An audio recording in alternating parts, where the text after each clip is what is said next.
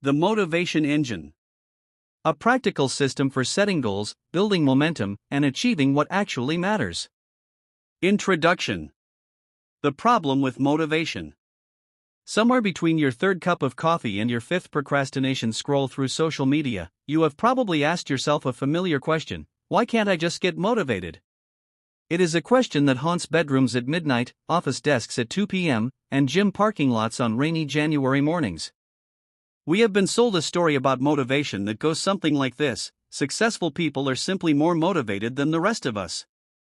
They wake up energized. They power through resistance. They possess a mysterious internal fire that the average person lacks.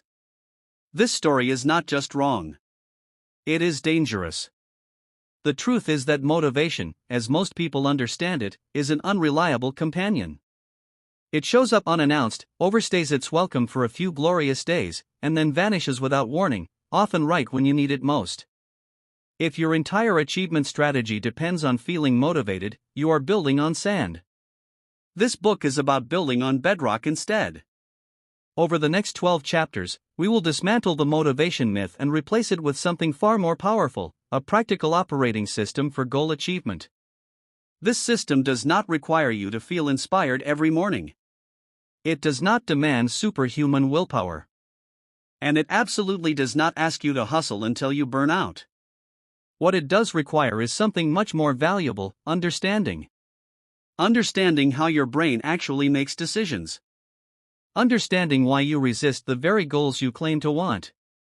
Understanding how to design environments, systems, and feedback loops that make success inevitable rather than accidental.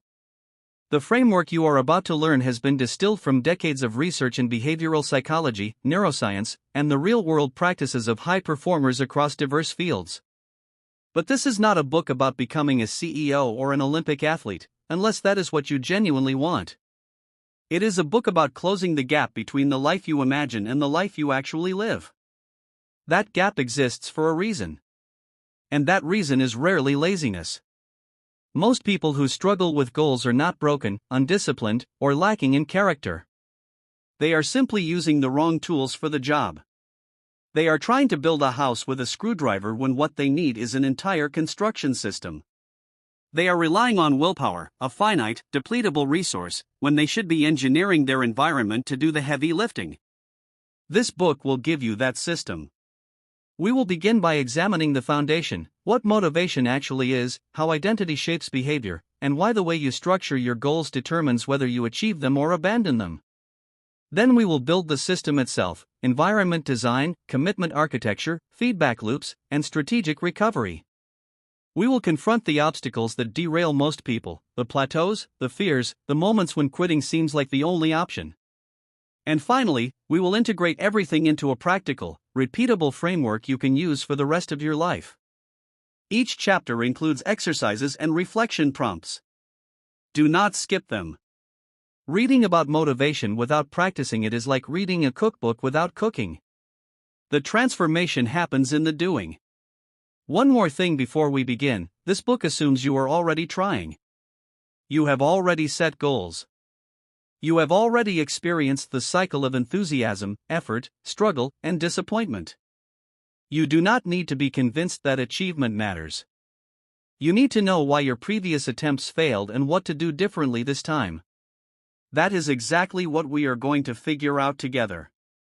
Welcome to the Motivation Engine. Let's build something that lasts. Part 1. The Foundation. Before you can build a system for achievement, you must understand what you are actually working with. The chapters in this section dismantle common misconceptions about motivation and replace them with evidence-based models of human behavior. We will explore why waiting to feel motivated is a trap, how your self-concept quietly directs your actions, and the critical difference between outcome goals and process goals. Without this foundation, every tactic you try will eventually crumble. Chapter 1. The Motivation Myth. The Feeling Fallacy. We have been conditioned to believe that motivation is a feeling. A spark. A surge of energy that propels us toward our goals with enthusiasm and clarity. We see it in movies, the montage sequence where the protagonist, inspired by a powerful speech or a devastating setback, suddenly finds the strength to train harder, work longer, and push through every obstacle. Real life does not work this way. In real life, motivation is not a feeling you wait for. It is a behavior you generate. This distinction might seem subtle, but it changes everything. When you believe motivation is a prerequisite for action, you create a dangerous dependency. You tell yourself, I will start when I feel ready. I will write when inspiration strikes. I will exercise when I have more energy. And so you wait. And wait. And the goal remains untouched. The research on this is remarkably consistent. Studies in behavioral psychology have repeatedly shown that action often precedes motivation, not the other way around. When you take a small step toward your goal, any step, you create what researchers call a positive feedback loop. The act of doing generates the feeling of wanting to do more. But if you wait for the feeling before acting, you may never begin. Consider the last time you really did not want to do something but did it anyway. Maybe it was going to the gym after a long day at work. Maybe it was sitting down to write when every part of your brain screamed for distraction. Remember how you felt afterward. Not exhausted, but energized. Not drained, but accomplished. That is the paradox: motivation follows action far more reliably than action follows motivation. The 3 types of motivation. To understand how to generate motivation, we need to distinguish between its different forms. Psychologists generally categorize motivation into 3 types, and most people rely almost exclusively on the weakest one. Extrinsic motivation comes from outside rewards, money, praise, recognition, or avoiding punishment. It is effective for short-term compliance but notoriously poor for sustained effort. When the reward disappears, so does the behavior. This is why so many people who lose weight for a wedding gain it back afterward, or why employees who work only for bonuses disengage when incentives dry up. Introject motivation is internal but still driven by external pressure. You do the thing because you would feel guilty, ashamed, or anxious if you did not. This is the motivation of the harsh inner critic. It can produce results in the short term, but it comes at a significant psychological cost: burnout, anxiety, and a persistent sense of never being good enough. Intrinsic motivation is the gold standard. It comes from within, from genuine interest, enjoyment, or alignment with your values. When you are intrinsically motivated, the activity itself is rewarding. You write because you love writing. You exercise because movement feels good. You build a business because the challenge excites you. Here is the critical insight: intrinsic motivation is not something you either have or do not have for a given activity. It is something you can cultivate. And the path to cultivating it runs directly through action, not through waiting for a magical feeling to arrive. The motivation equation. Behavioral scientists have developed a useful model for understanding what drives action. While simplified, it captures something essential about human behavior. The equation looks something like this: motivation equals expectancy times value, divided by impulsiveness times delay. In plain language, you are more likely to take action when you believe you can succeed, which is expectancy, when the outcome matters deeply to you, which is value, when you can control your immediate impulses, which is low impulsiveness, and when the reward does not feel impossibly far away, which is low delay. Notice what is missing from this equation: feeling inspired. Notice what is present: belief, values, self-control, and time perception. These are all variables you can influence. You can build expectancy by starting with smaller wins. You can clarify value by connecting goals to your deepest values.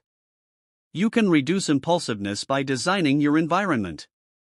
And you can shrink delay by breaking long-term goals into immediate next steps. The motivation engine does not ask you to feel different. It asks you to engineer different. Exercise the motivation audit. Take out a piece of paper or open a blank document. Think of one goal you have been struggling to make progress on. Now answer these questions honestly. 1. On a scale of 1 to 10, how much do you truly believe you can achieve this goal? If the answer is below 7, what smaller goal could you set that you do believe is achievable? 2. What is the deepest reason this goal matters to you? Not the surface reason, like I want to look good, but the underlying value, like I want to feel confident and capable in my body. 3. What is the immediate next step you could take in the next 24 hours? Make it so small it feels almost silly. Write 1 paragraph. Do 5 minutes of exercise. Send 1 email. 4. What is one environmental change you could make today that would make this step easier? For example, putting your running shoes by the door, blocking social media during writing hours, or preparing healthy food in advance. Chapter 2. The Identity Behavior Loop. In 1954, a young medical student named Roger Bannister did something that experts considered physiologically impossible. He ran a mile in under 4 minutes. For decades, physicians and coaches had insisted that the human body could not sustain such speed. The record had stood for 9 years, and many believed it would stand forever. Bannister broke the barrier on a windy day in Oxford. His time, 3 minutes and 59.4 seconds. But here is what makes this story truly remarkable. Within 2 months, someone else broke the 4-minute mile too. Within a year, 3 more runners did it. Today, high school athletes routinely achieve what was once considered superhuman. What changed? Not human physiology. Human belief. Once Bannister proved it was possible, other runners' identities shifted. They no longer saw themselves as people trying to do the impossible. They saw themselves as people capable of running a sub-4-minute mile. And that identity shift changed everything about how they trained, competed, and endured. This is the power of the identity behavior loop.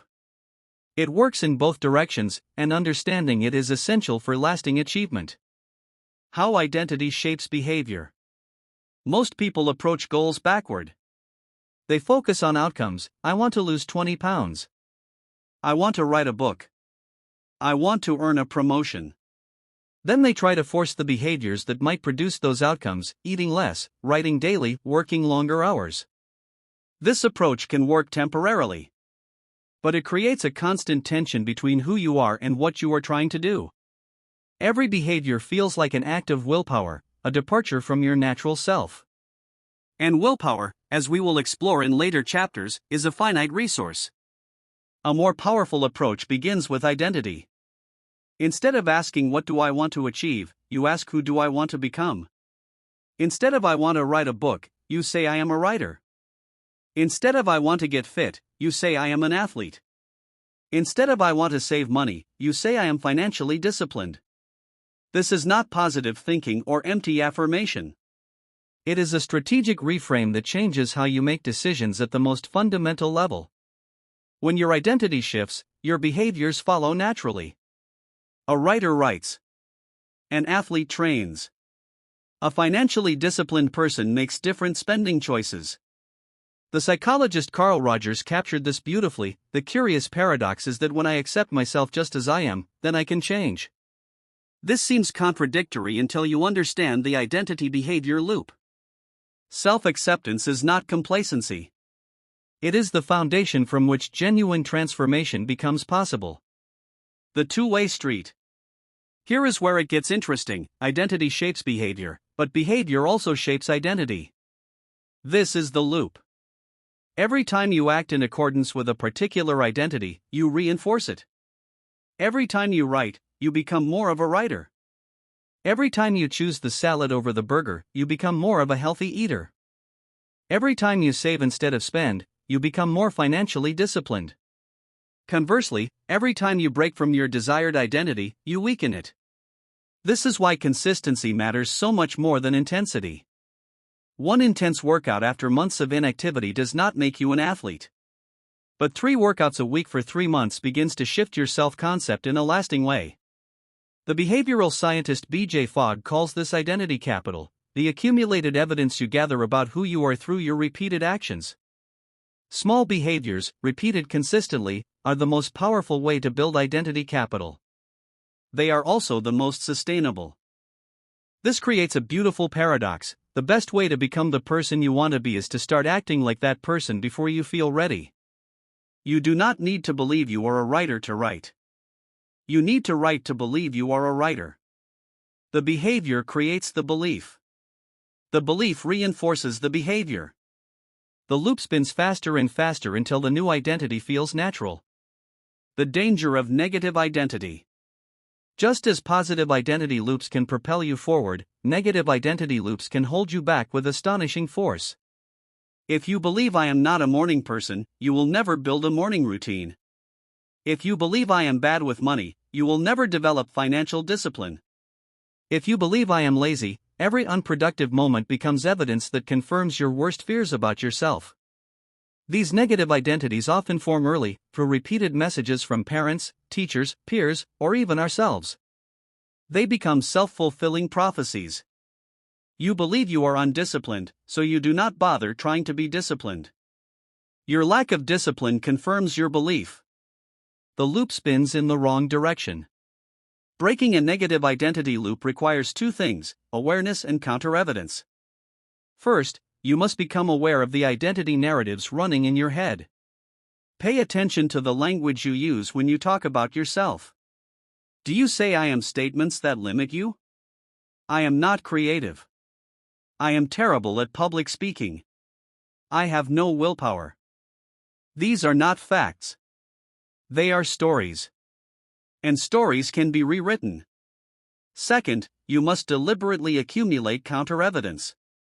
Every time you complete a task despite resistance, that is evidence. Every time you stick with something longer than you used to, that is evidence. Every time you choose the harder path, that is evidence. Write these moments down. Keep an identity journal where you record behaviors that contradict your negative self-narrative. Over time, the weight of this evidence becomes impossible to ignore. Exercise, identity mapping. Complete the following sentences with your first, unfiltered response. 1. I am the kind of person who, blank. 2. When things get difficult, I usually, blank. 3. I have always been someone who, blank. 4. I could never be someone who, blank. Now, look at your answers. Which ones serve you? Which ones limit you? For each limiting identity, write a new statement that reflects who you want to become. Not I want to be organized, but I am becoming someone who creates systems that keep my life running smoothly. Finally, identify one tiny behavior you could do today that would be evidence for your new identity. If you want to become someone who reads more, read one page. If you want to become someone who is financially responsible, check your bank account. Small evidence accumulates into unshakable identity. Chapter 3. Goal Architecture. If you have ever set a New Year's resolution, you already know the statistics. By February, most resolutions are abandoned. By June, they are forgotten entirely. The gym crowds thin out. The diet books gather dust. The language learning app notifications go ignored. We tend to blame ourselves for this failure. We assume we lacked discipline, willpower, or commitment. But the truth is often simpler and less personal: we set the wrong kinds of goals. Goal architecture is the art and science of structuring what you aim for. Most people set outcome goals exclusively. I want to lose weight. I want to write a book. I want to find a partner. These goals describe a desired end state, but they say nothing about how to get there. They are like pointing at a mountaintop and calling it a hiking plan. To build a goal architecture that actually works, you need 3 distinct layers: outcome goals, performance goals, and process goals. Each serves a different purpose, and each is essential for sustained achievement. The 3 layers of goals. Outcome goals define the destination. They answer the question, what do I want to achieve? Lose 20 pounds. Write a novel. Earn a promotion. These goals are important because they provide direction and meaning. They are the why behind your efforts. But they are also largely outside your direct control. You cannot force your body to lose weight on a specific schedule. You cannot guarantee a promotion. You cannot control whether an agent accepts your manuscript. Performance goals define the standards you aim to meet along the way. They answer the question, what level of performance will indicate I am on track? Run a mile in under 8 minutes. Write 1,500 words per day. Complete 3 high-impact projects this quarter. Performance goals are more controllable than outcome goals, but they still depend on factors like health, energy, and circumstances. Process goals define the daily behaviors you commit to. They answer the question, what will I actually do today? Put on my running shoes and step outside. Sit at my desk for 30 minutes with the document open.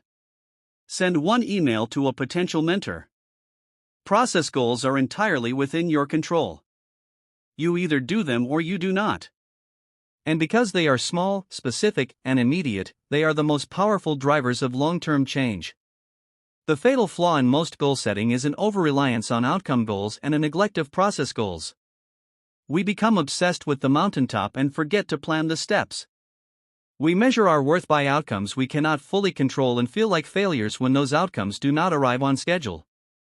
The solution is to flip the hierarchy. Start with your outcome goal to provide direction. Then define performance benchmarks to track progress. But spend the majority of your mental energy on process goals, the daily, repeatable actions that accumulate into transformation over time. The SMART trap. You have probably heard of SMART goals: specific, measurable, achievable, relevant, time-bound. This framework is useful, but it is also incomplete. It focuses almost entirely on outcome and performance goals while saying little about process. A SMART goal like I will lose 20 pounds in 6 months is specific and measurable, but it tells you nothing about what to do on Tuesday afternoon when you are tired and craving pizza. A better approach is SMART-R. The R stands for revisable. Your goals should not be carved in stone. They should evolve as you learn, grow, and encounter reality. The person who sets a goal in January is not the same person who pursues it in March. New information emerges. Circumstances change. What seemed achievable might prove too easy or too hard. Rigid adherence to outdated goals is not discipline, it is stubbornness. Build a monthly review into your goal architecture. Ask, is this outcome still what I want? Are my performance benchmarks realistic? Are my process goals actually happening? Adjust without shame. The goal is progress, not perfection. The power of anti-goals. Here is a technique that rarely appears in goal-setting books but proves incredibly powerful. Define what you do not want alongside what you do want. These are your anti-goals. If your outcome goal is to build a successful business, your anti-goal might be, I do not want to work more than 50 hours a week. I do not want to sacrifice my health. I do not want to become someone who values profit over people. Anti-goals create boundaries. They prevent you from achieving your stated goal in a way that destroys everything else you care about. Too many people achieve their goals and realize they have lost themselves in the process. The workaholic who gets the promotion but misses his children's childhoods. The dater who reaches her goal weight but develops an eating disorder. The entrepreneur who builds $1 million company but has no friends left. Anti-goals protect against this by defining the lines you will not cross, no matter how tempting the achievement. Write your anti-goals with the same clarity as your regular goals. Put them where you will see them. They are not negative thinking. They are strategic guardrails. Exercise, build your goal architecture. Choose one important area of your life. Now build a complete goal architecture. Outcome goal, the destination. What do you want to achieve in the next 6 to 12 months? Be specific but flexible. Performance goals, the benchmarks. What are 2 to 3 measurable indicators that you are on track? These should be challenging but realistic. Process goals, the daily actions. What are 2 to 3 things you will do every day or every week, no matter what? Make these so small they feel almost too easy. Anti-goals, the boundaries. What are you not willing to sacrifice to achieve this outcome? What lines will you not cross? Review schedule. When will you check in with yourself to assess progress and adjust? Weekly? Monthly? Put it in your calendar right now. Part 2. The system. Now that we understand the foundation, what motivation actually is, how identity drives behavior, and how to structure goals properly, we can build the system itself. The chapters in this section are the engine room of achievement. You will learn how to design environments that make success automatic, how to stack commitments so they reinforce each other, how to use feedback without falling into measurement anxiety, and why recovery is not the opposite of progress but an essential component of it. These are not theories. These are tools. Use them. Chapter 4. Friction and Environment Design. In the early 2000s, researchers at Google conducted a now famous experiment in their office kitchens. They wanted to know if they could influence employees' eating habits without telling anyone what to eat. So they changed one thing: the placement of the M&M dispensers. In some kitchens, the candy was placed in opaque containers on a shelf. In others, it remained in clear glass bowls on the counter. The result? When the M&Ms were visible and accessible, employees consumed significantly more. When they were slightly harder to see and reach, consumption dropped by millions of calories per year. No one was told to eat less. No willpower was required. The environment did the work. This is the central principle of environment design: your surroundings shape your behavior far more than your intentions do. Willpower is real but limited. Discipline is valuable but exhaustible. Environment is permanent, passive, and incredibly powerful. When you design your environment well, achievement becomes the path of least resistance. Understanding friction. Friction is the resistance between you and a behavior. High friction means a behavior is difficult to start. Low friction means it is easy. Every behavior in your life exists somewhere on this spectrum, and your environment determines where. Think about your morning routine. If your phone is on your nightstand, checking social media before you get out of bed has very low friction. If your phone charges in the kitchen, the friction increases dramatically. You would have to get up, walk to another room, and pick up the device. Many people find that this single change eliminates their morning scrolling habit entirely, not through willpower, but through friction. The same principle applies to productive behaviors, but in reverse. If you want to exercise in the morning, sleep in your workout clothes. If you want to write daily, leave your document open on your computer the night before. If you want to eat healthier, prepare vegetables at eye level in your refrigerator and hide the junk food in an opaque container on a high shelf. These changes feel almost insultingly simple. That is the point. The best environment design is invisible. It does not feel like effort because it removes the need for effort. The 4 quadrants of environment design. Effective environment design works in 4 directions simultaneously. Think of it as a matrix. 1. Make good behaviors obvious. Visibility drives behavior. If you want to read more, put books on your coffee table. If you want to drink more water, keep a filled bottle on your desk. If you want to practice guitar, leave it out of its case, on a stand, in the room where you spend the most time. 2. Make good behaviors easy. Reduce the steps required. If you want to exercise, choose a gym on your route home, not across town. If you want to cook healthy meals, buy pre-cut vegetables. If you want to meditate, use an app that starts with 1-minute sessions. Every step you eliminate increases the likelihood of follow-through. 3. Make bad behaviors invisible. Remove temptations from your environment. Unsubscribe from marketing emails that trigger impulse purchases. Delete apps that waste your time. Keep alcohol out of the house if you are trying to drink less. If you cannot see it, you are far less likely to crave it. 4. Make bad behaviors difficult. Add friction to unwanted behaviors.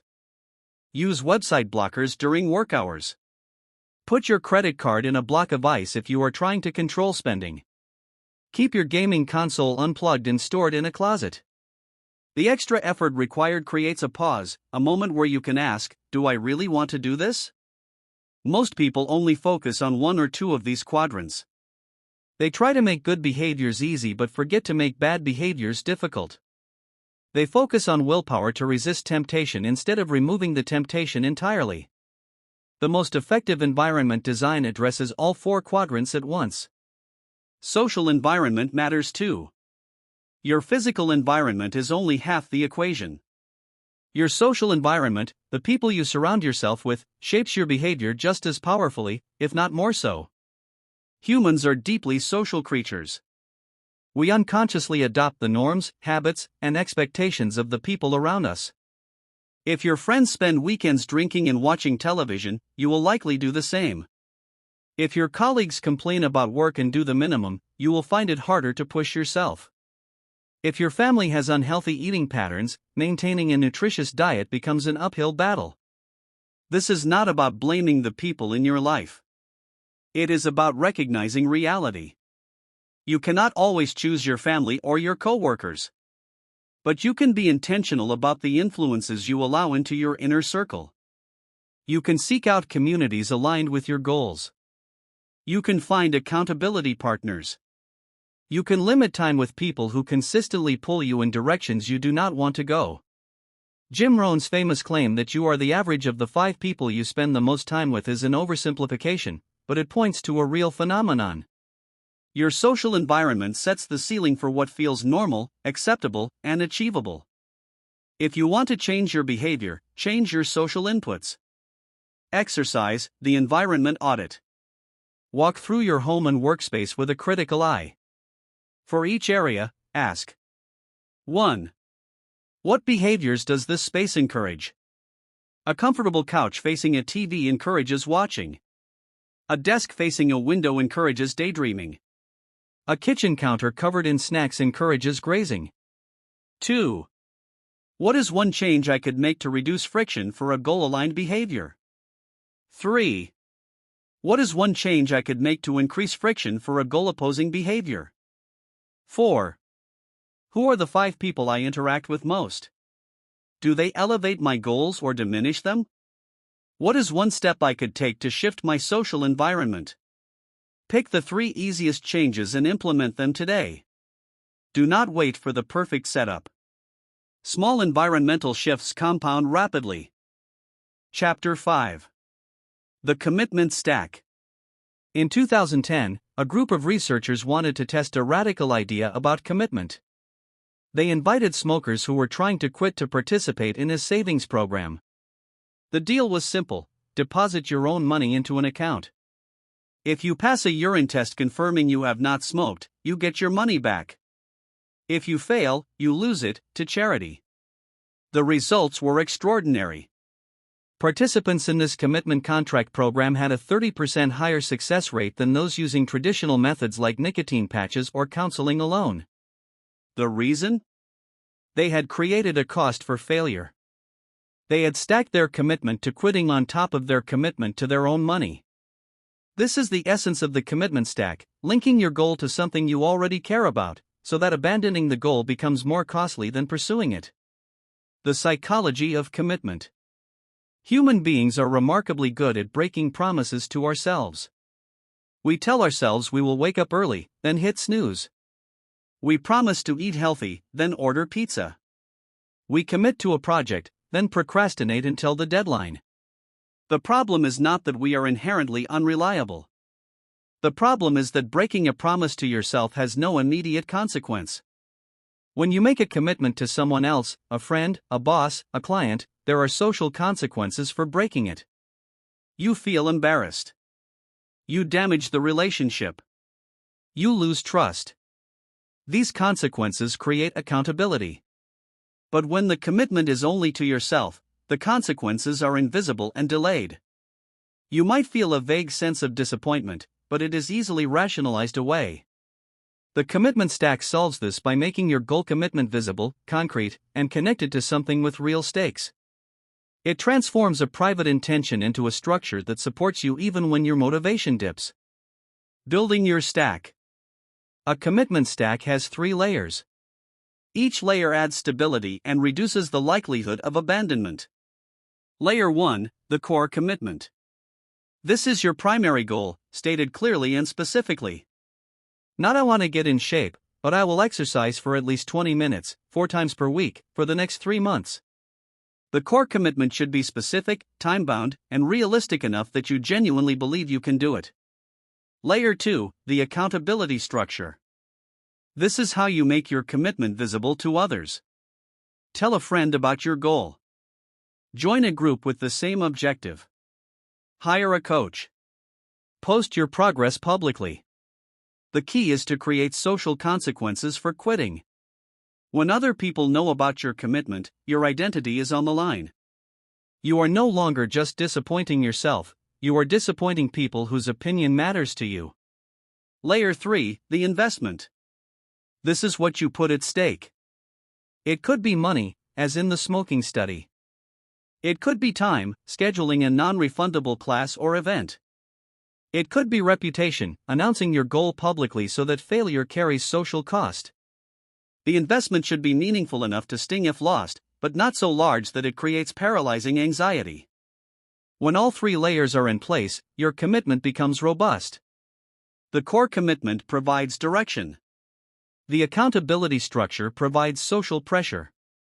The investment provides material consequence. Together, they create a framework that supports you through the inevitable moments when motivation fades. The role of values. The most powerful commitment stacks are anchored not just in goals, but in values. A goal is something you want to achieve. A value is something you believe matters. Goals can change. Values tend to be more stable. When your commitment stack connects to a core value, it becomes much harder to abandon. For example, imagine your goal is to write a book. That is a fine goal. But if you connect it to the value of self-expression, or the value of leaving a legacy for your children, or the value of contributing something meaningful to the world, the commitment deepens. Now it is not just about finishing a manuscript. It is about honoring something fundamental to who you are. When you feel like quitting, and you will, the values connection gives you a reason to continue that transcends the immediate discomfort.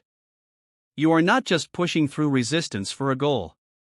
You are pushing through resistance for something you genuinely believe in. This is why the most successful achievers rarely talk about their goals in isolation.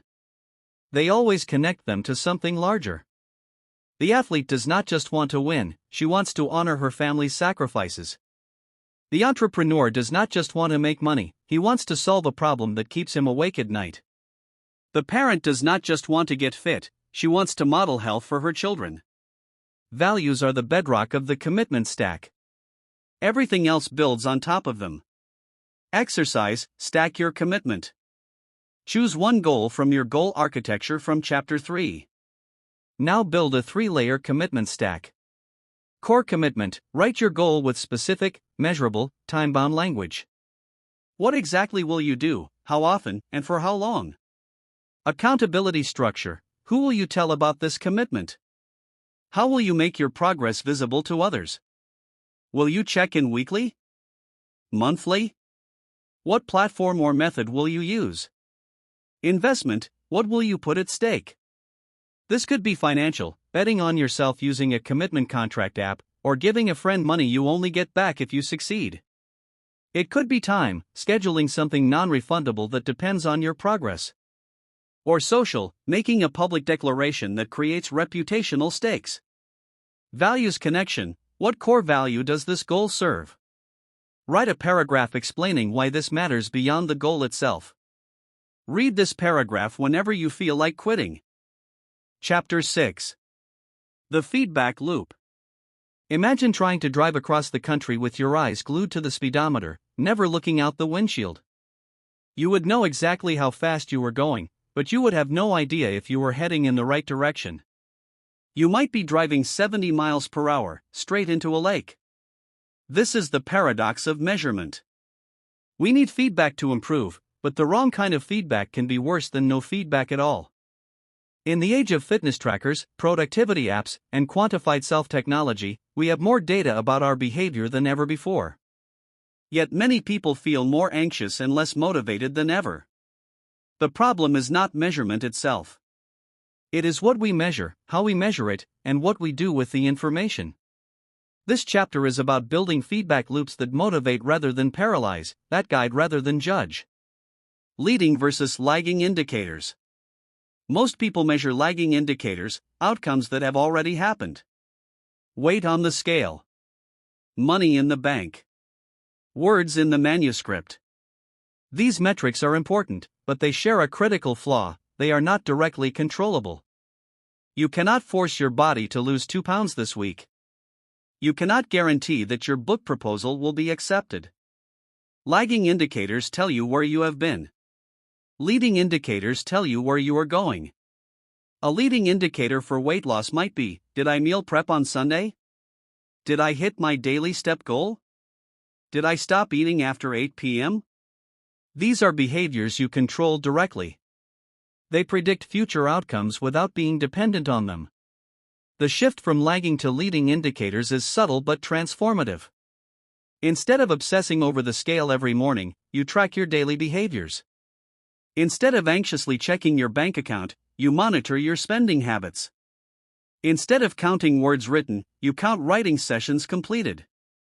Leading indicators give you something to act on. When a lagging indicator disappoints you, there is often nothing you can do in the moment. When a leading indicator shows you missed a behavior, you know exactly what to fix tomorrow. The danger of gamification.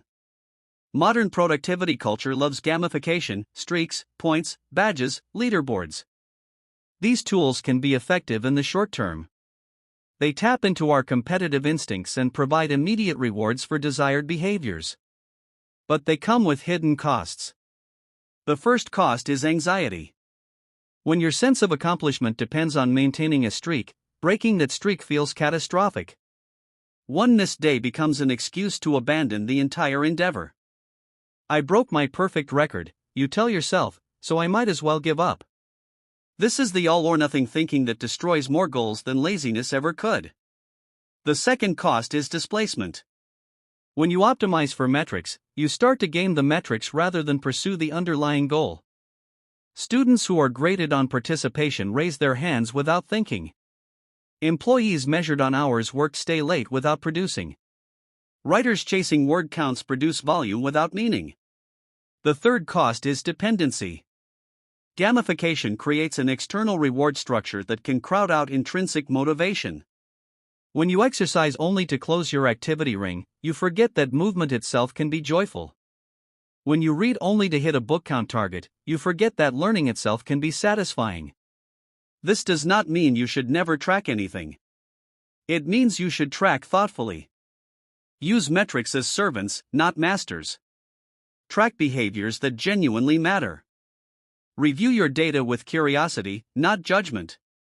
And never let a number override your own wisdom about what you need in a given moment. Building a healthy feedback loop. A healthy feedback loop has 4 components: measurement, reflection, adjustment, and celebration. Measurement: track your leading indicators consistently but not obsessively. Daily tracking works well for habits. Weekly tracking works well for projects. Monthly tracking works well for life direction. Choose a frequency that gives you useful information without creating monitoring fatigue. Reflection: do not just collect data. Look at it. Ask, what patterns do I see? What was different about the weeks when I succeeded versus the weeks when I struggled? What external factors influenced my behavior? Reflection turns raw data into actionable insight. Adjustment: use your reflections to make changes. If you notice you consistently skip workouts on Fridays, investigate why. Maybe you are exhausted by the end of the week and need to move your session to Saturday. If you notice you write more in the morning than the evening, protect your mornings fiercely. Feedback is only useful if it leads to adaptation. Celebration: this is the most overlooked component. When you hit a milestone, acknowledge it. Not with a binge that undoes your progress, but with genuine recognition that you did something hard. Celebration reinforces the behavior loop. It tells your brain, this is worth doing again. The key insight is that feedback should feel like information, not evaluation. When you step on the scale, you are gathering data. When you review your bank statement, you are gathering data. When you assess your weekly productivity, you are gathering data. The moment feedback becomes a verdict on your worth as a person, it has crossed into dangerous territory. Exercise: design your feedback system. For one goal from your goal architecture, design a complete feedback loop. Leading indicators, what you will track, list 2 to 3 behaviors you will measure. Make sure they are directly controllable and clearly defined. For example, did I write for 30 minutes today? Not, did I make progress on my book? Tracking method, how will you record this data? A simple notebook? A spreadsheet? An app? Choose the method you are most likely to actually use, not the most sophisticated one. Review schedule, when will you review your data? Weekly? Bi-weekly? What 3 questions will you ask during each review? Celebration plan, what will you do when you hit milestones? Make this specific and meaningful to you. For example, when I complete 30 writing sessions, I will buy the nice notebook I have been eyeing. Anti-anxiety check, how will you prevent this tracking system from becoming a source of stress? What is your plan for handling missed days or weeks without spiraling into self-criticism? Chapter 7. Recovery as Strategy. In 2008, a fascinating study was published in the journal Psychophysiology. Researchers monitored the brain activity of elite violinists while they practiced. They expected to find that the best players practiced more hours than their less accomplished peers. Instead, they found something surprising: the top performers practiced the same number of hours but took significantly more breaks. These musicians did not grind longer. They recovered better. They practiced in intense, focused sessions of approximately 90 minutes, followed by deliberate rest. This pattern, work hard, rest deeply, repeat, was consistent across the most accomplished performers. The researchers had stumbled upon a fundamental truth that achievement culture desperately wants to ignore: rest is not the opposite of progress. Rest is a component of progress. You do not grow stronger during the workout. You grow stronger during the recovery. You do not consolidate learning while cramming. You consolidate it while sleeping. You do not solve creative problems by thinking harder. You solve them by stepping away. Yet modern productivity culture treats rest as weakness. We glorify the hustle, the grind, the 4 a.m. wake-up. We wear exhaustion like a badge of honor. And then we wonder why we burn out, why our creativity dries up, why our motivation evaporates. This chapter is about reclaiming recovery as a strategic tool for sustained achievement. The science of strategic recovery. Your body and mind operate on cycles. There are daily circadian rhythms, weekly patterns, and seasonal fluctuations. Ignoring these cycles does not make you more productive. It makes you less effective and more prone to error, illness, and burnout. Research on ultradian rhythms shows that our brains can maintain peak focus for approximately 90 to 120 minutes before needing a significant break. Pushing through this natural cycle does not produce more output. It produces lower quality output and increased fatigue. The most productive people do not work more hours. They work with their biology instead of against it. Sleep is perhaps the most underrated performance enhancer available. Studies consistently show that sleep deprivation impairs cognitive function, emotional regulation, and decision-making. A person operating on 6 hours of sleep performs at a level equivalent to someone who is legally drunk. Yet millions of people routinely sacrifice sleep in the name of productivity, unaware that they are sabotaging the very thing they are trying to optimize. Physical recovery matters too. Exercise is essential for health and energy, but overtraining without adequate rest leads to injury, illness, and diminished returns. The same principle applies to mental work. Your prefrontal cortex, the part of your brain responsible for focus, decision-making, and willpower, has a limited daily capacity. When it is depleted, your ability to make good choices plummets. Types of recovery. Not all rest is created equal. Passive recovery, scrolling through your phone, watching television, mindlessly browsing the internet, does not actually restore your mental resources. It merely distracts you from depletion. True recovery is active and intentional. Physical recovery includes sleep, gentle movement, stretching, and time in nature. These activities restore your body's energy systems and reduce the physical stress that accumulates from sedentary work. Mental recovery includes activities that engage your mind in different ways from your primary work. Reading fiction, playing music, engaging in hobbies, or having deep conversations with friends all provide mental recovery because they use different cognitive resources than your professional tasks. Social recovery involves connecting with people who energize rather than drain you. Not all social interaction is restorative. Time with supportive, positive people who accept you unconditionally provides deep recovery. Time with demanding, critical, or negative people depletes you further. Spiritual recovery, however you define it, provides a sense of meaning and perspective that transcends daily stress. Meditation, prayer, time in nature, or engagement with art and beauty can all serve this function. The key is connection to something larger than your immediate concerns. The most effective recovery strategy combines multiple types. A walk in the park with a close friend covers physical, mental, and social recovery simultaneously. A morning meditation followed by a healthy breakfast covers spiritual and physical recovery. The best recovery is holistic. Building recovery into your system. Recovery should not be an afterthought or a reward for hard work. It should be built into your system from the beginning. Here is how. Daily, protect your sleep as fiercely as you protect your work time. Schedule breaks between focused work sessions. Take a real lunch break away from your desk. Build in transition rituals between work and personal time so your mind can actually shift gears. Weekly, designate at least one day per week as a low-intensity day. This does not mean doing nothing, but it means doing things that restore rather than deplete. Many high performers find that a true day of rest actually makes them more productive over the course of the week, not less. Monthly, take a half day or full day each month for deeper recovery. This might be a digital detox, a day trip to nature, or simply a day with no obligations. Use this time to reflect on your direction, reconnect with your values, and restore your sense of purpose.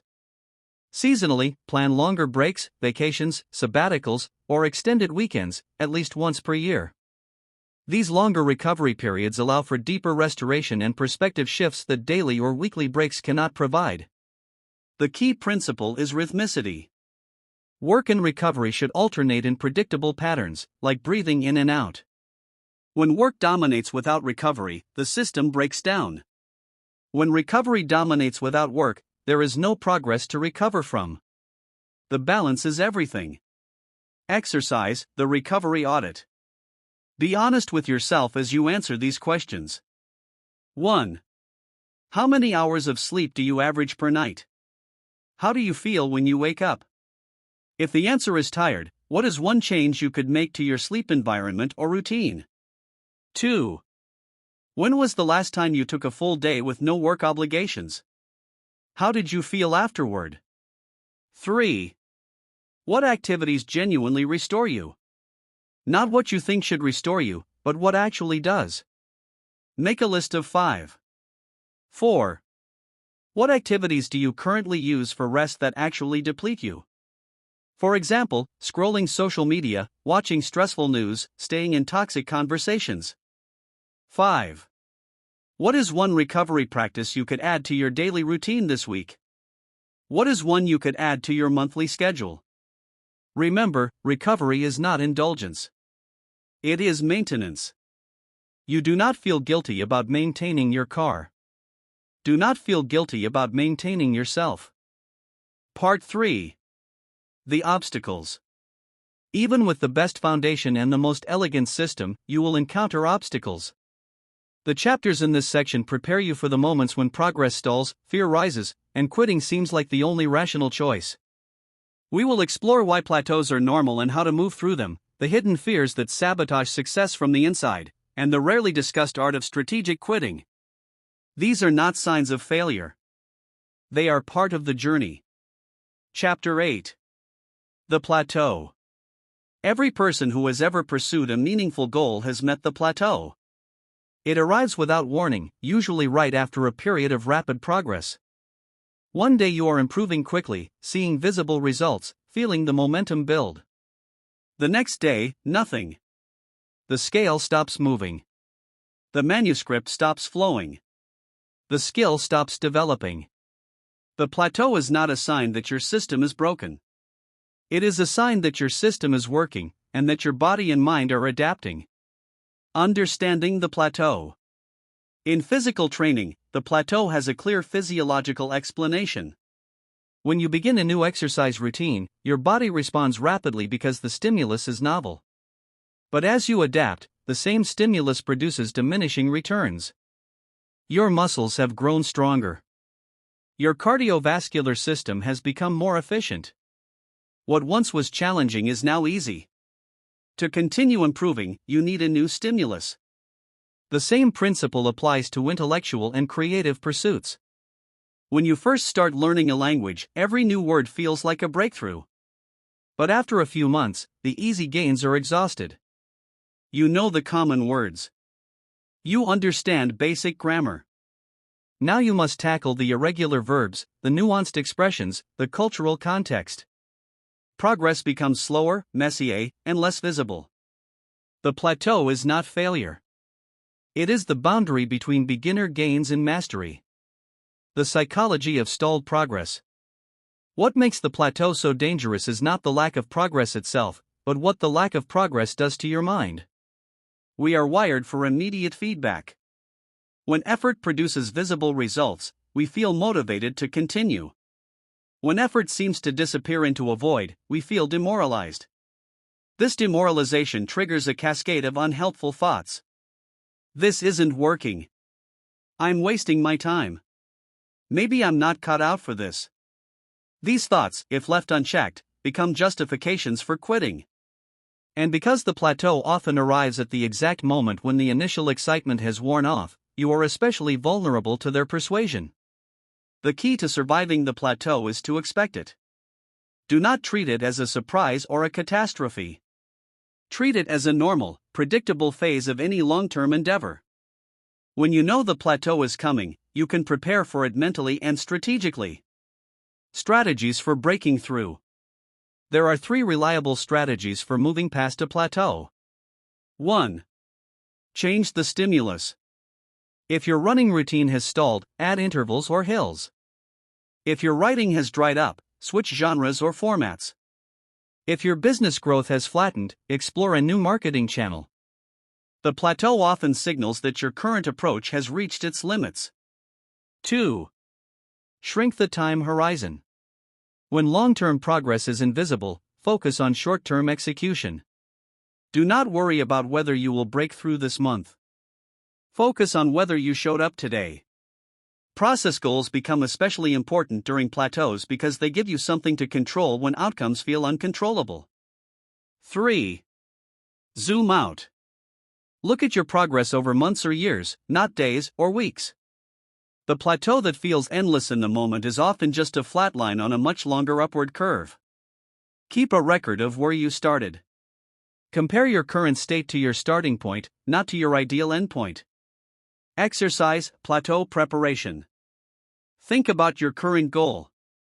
Now answer these questions before you hit the plateau. 1. What are the signs that you might be entering a plateau? Slower progress, decreased enthusiasm, increased frustration. 2. What is your plan when you notice these signs? What will you do differently? 3. Who can you talk to when you feel like quitting? What will you ask them? 4. What evidence do you have that you have survived plateaus before? Write your answers down and keep them somewhere visible. The plateau is easier to endure when you have already decided how you will respond. Chapter 9. Fear of success and fear of failure. We talk a lot about fear of failure. It is easy to understand. Nobody wants to look foolish, waste time, or confirm their worst fears about themselves. But there is another fear that sabotages just as many goals, and it is far more insidious because it hides behind ambition: fear of success. Fear of failure. Fear of failure is straightforward. It sounds like, what if I try and it doesn't work? What if people laugh at me? What if I discover I'm not good enough? This fear keeps people from starting. It creates procrastination, perfectionism, and avoidance. The antidote to fear of failure is small experiments. Instead of betting everything on one big attempt, break your goal into tiny tests. Instead of I will launch a business, try I will sell one thing to one person. Instead of I will write a novel, try I will write one chapter and show it to one friend. Small experiments reduce the stakes. They make failure survivable. And they build evidence that you can handle setbacks. Fear of success. Fear of success is more complex. It sounds like, what if I achieve this and I can't maintain it? What if people expect more from me? What if success changes me into someone I don't like? What if I outgrow my friends, my partner, my community? This fear keeps people from finishing. It creates self-sabotage just before breakthrough moments. The writer who stops writing when the book is almost done. The dater who binges when she is 5 pounds from her goal. The entrepreneur who tanks the pitch meeting for the big client. Fear of success is really fear of change. Achievement transforms your identity, your relationships, and your responsibilities. Some part of you, usually a protective part, resists that transformation. The antidote to fear of success is visualization and preparation. Spend time imagining what success actually looks like in practical terms. What will your daily life be like? What relationships might change? What new pressures will you face?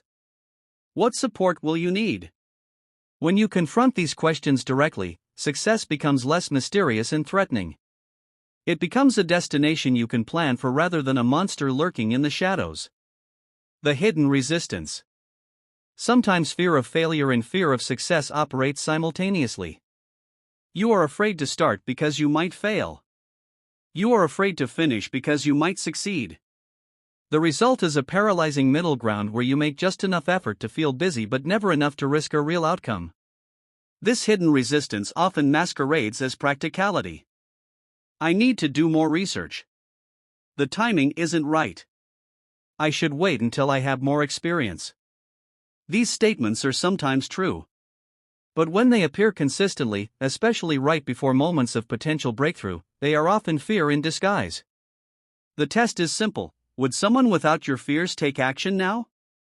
If the answer is yes, your resistance is probably psychological, not practical. Exercise, fear mapping. For your current goal, complete the following. Fear of failure. What are you afraid will happen if you try and fail? What is the worst-case scenario? How would you actually handle it? What small experiment could you run to test this fear? Fear of success. What are you afraid will happen if you actually succeed? What will change in your life, relationships, or identity? What support or preparation would make this change feel manageable? Hidden resistance. What practical reasons have you been giving for not taking the next step? Which of these might be fear in disguise? What would you do today if you were not afraid? Chapter 10. When to quit. We live in a culture that demonizes quitting. Winners never quit and quitters never win. When the going gets tough, the tough get going. These aphorisms sound inspiring, but they are dangerously incomplete. Sometimes quitting is not weakness. Sometimes it is wisdom. The question is not whether to quit. The question is when to quit, and how to tell the difference between strategic abandonment and fearful avoidance. The sunk cost fallacy. The most common reason people persist in goals they should abandon is the sunk cost fallacy.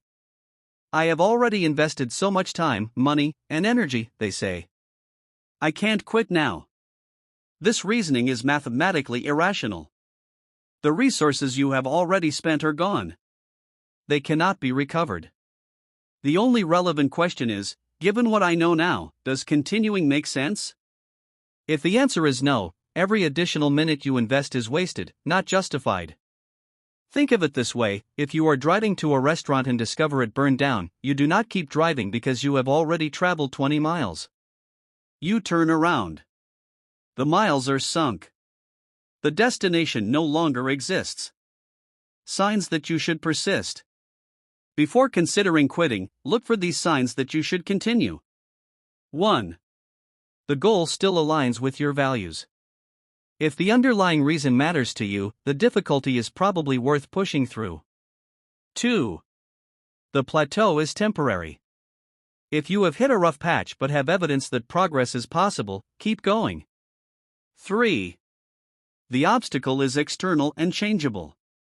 If the problem is circumstances that could shift, persistence makes sense. 4. You would regret quitting. If your future self would look back and wish you had kept going, persist. Signs that you should quit. Now look for these signs that strategic quitting is the right move. 1. The goal no longer aligns with your values. You have grown. Your priorities have shifted. What once mattered deeply now feels like a burden. 2. The cost exceeds the benefit. You are sacrificing health, relationships, or integrity for an outcome that no longer justifies the price. 3. The obstacle is fundamental and unchangeable. You have tried every approach, sought every resource, and the core problem remains insurmountable. 4. You would regret persisting. Your future self would look back and wish you had walked away sooner. How to quit well. If you decide to quit, do it with intention, not shame.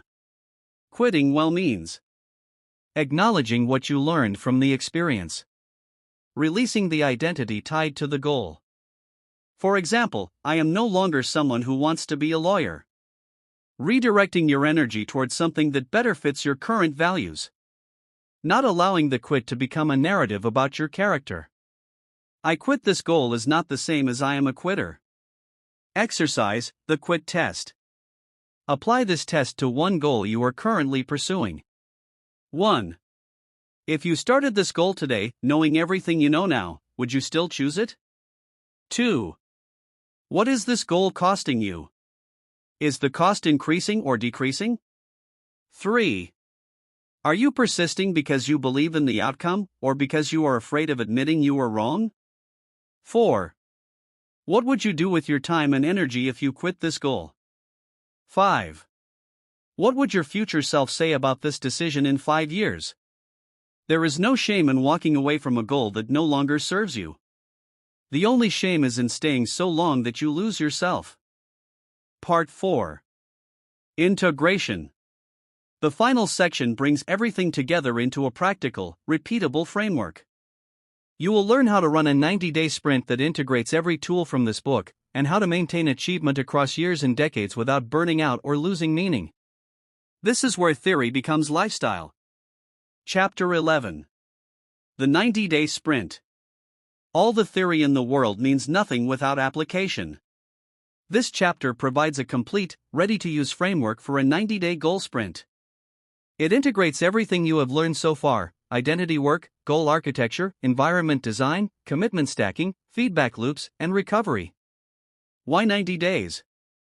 90 days is long enough to produce meaningful results but short enough to maintain intensity. It aligns with natural business quarters, making it easy to schedule reviews. And it is psychologically manageable. You can commit to almost anything for 3 months. The setup, days 1 through 7. Days 1 and 2, identity and values clarification. Write your current identity narrative. What do you believe about yourself? Rewrite the limiting beliefs. What identity do you want to build? Connect your sprint goal to a core value. Why does this matter? Days 3 and 4, goal architecture. Define your outcome goal for the 90 days. Set 2 to 3 performance benchmarks. Establish 2 to 3 daily process goals. Make them tiny. Write your anti-goals. What will you not sacrifice? Days 5 and 6, environment and commitment. Audit your physical environment. Make 3 changes. Audit your social environment. Identify your support system. Build your commitment stack, accountability partner plus investment. Day 7, recovery planning. Schedule your weekly rest day. Block your sleep hours as non-negotiable. Plan 1 monthly recovery activity. The execution, days 8 through 83. Daily, complete your process goals. Track them simply, yes or no. Protect your sleep. 1 focused work block, 60 to 90 minutes, on your highest priority task. Weekly, review your process goal completion rate. Aim for 80%, not 100%. Check your leading indicators. Adjust if needed. Take your recovery days seriously. 1. Check in with your accountability partner. Monthly, assess performance benchmarks. Are you on track? Review your goal architecture. Does anything need revision? Celebrate progress, however small. Plan your monthly recovery activity. The review, days 84 through 90. Days 84 through 86, data collection. Gather all your tracking data. Assess outcomes against your original goals. Document what worked and what didn't. Days 87 and 88, reflection. What did you learn about yourself? How has your identity shifted? What will you carry forward? Days 89 and 90, transition planning. Decide, continue, pivot, or conclude. If continuing, set up the next 90-day sprint. If pivoting, apply the quick test from Chapter 10. If concluding, celebrate completion and rest deeply. Exercise, launch your sprint. Do not wait for the perfect time. The perfect time does not exist. Use the framework above to design your 90-day sprint right now. Start today, or start Monday, but start within 7 days of reading this chapter. Momentum favors the initiated.